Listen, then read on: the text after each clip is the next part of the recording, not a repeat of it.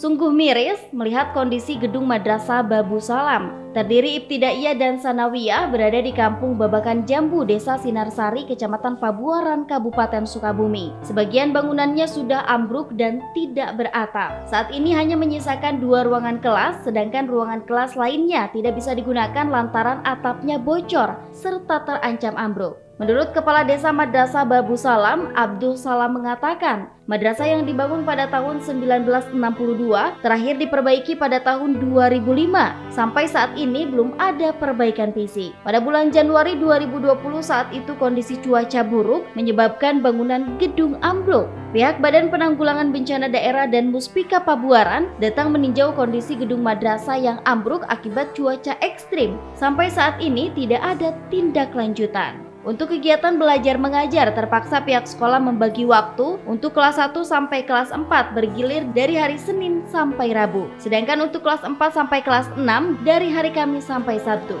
Sedangkan siswa Sanawiyah laksanakan proses belajar mengajar dari rumah warga, serta sebagian di pesantren terdekat. Itu pun perpustakaan harus membagi ruangan dengan dapur rumah warga.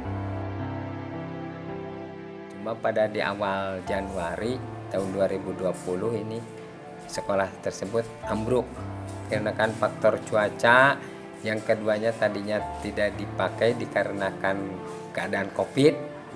Nah, jadi ditinggal hanya yang dipergunakan itu 2 lokal.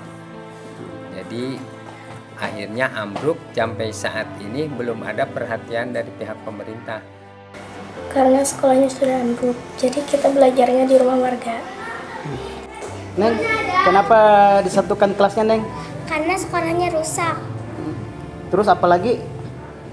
Bocor atau gimana? Atapnya bocor.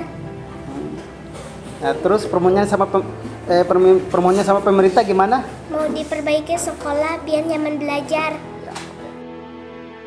Abdul Salam selaku Kepala Madrasah Babu Salam mengaku keberadaan madrasah di Kampung Babakan Jambu sebagai sarana pendidikan sangat membantu anak-anak sekitar disebabkan jarak sekolah negeri jauh dari perkampungan. Dari Kecamatan Pabuaran, Kabupaten Sukabumi, Iqbal Bakar melaporkan untuk Dinamika.